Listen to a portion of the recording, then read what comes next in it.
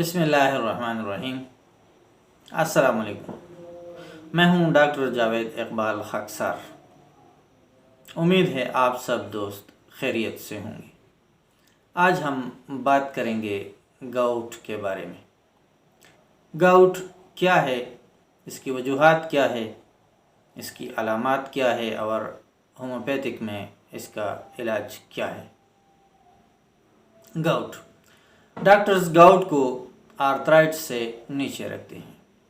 جوڑوں کی بیماریوں اور جوڑوں کے درد کی ایک وسیع رینج گٹھیا یعنی جوائنٹ پین کی کچھ شکلیں جوڑوں کو سوجن کرتی ہیں، جبکہ دیگر یا کچھ نہیں کرتی۔ گاؤٹ سوزش گٹھیا یعنی جوائنٹ پین کی ایک عام شکل ہے۔ یہ یورک ایسڈ نامی کرسٹل کی وجہ سے ہوتی ہے۔ گاؤٹ ایک یا زیادہ جوڑوں میں درد اور سوجن کا باعث بنتا ہے۔ یہ ایک عام طور پر بڑے پیر کو متاثر کرتے ہیں، لیکن یہ دوسرے جوڑوں میں بھی پایا جا سکتا ہے، بشمول گھٹنے، ٹخنے، بازوں، ہاتھ، کلائی اور کہنی کے جوڑ بھی متاثر کر سکتے ہیں۔ گاؤٹ کے اسباب کیا ہے؟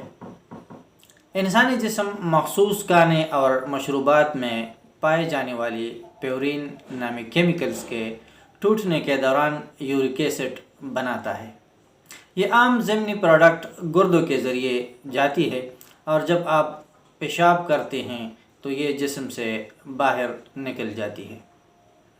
بعض اوقات جسم بہت زیادہ یورک ایسڈ پیدا کرتا ہے یا گردے اسے نکالنے میں کسی وجہ سے ناکام ہو جاتے ہیں۔ جب جسم یہ یورک ایسڈ یا ہائپر یوریسیمیا کی سطح زیادہ ہو تو یورک ایسڈ کرسٹل جوڑوں میں ارتکاز کر سکتے ہیں۔ تیز سوئی نما کرسٹل گاؤٹ کا سبب بنتے ہیں۔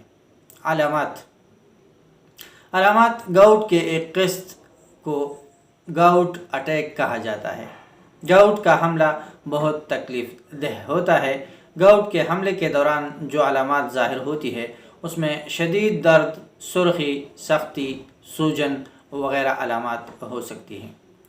ہومیوپیتھک میں جو میڈیسن اس کے لیے علامات کے مطابق استعمال ہو سکتی ہے اس میں colchicum, ledum pal, guaiacum, lithium carb, benzoic acid, berberis vulgaris, urtica urens, lycopodium, calcarea fluor, belladonna وغیرہ علامات کے مطابق استعمال ہو سکتی ہے۔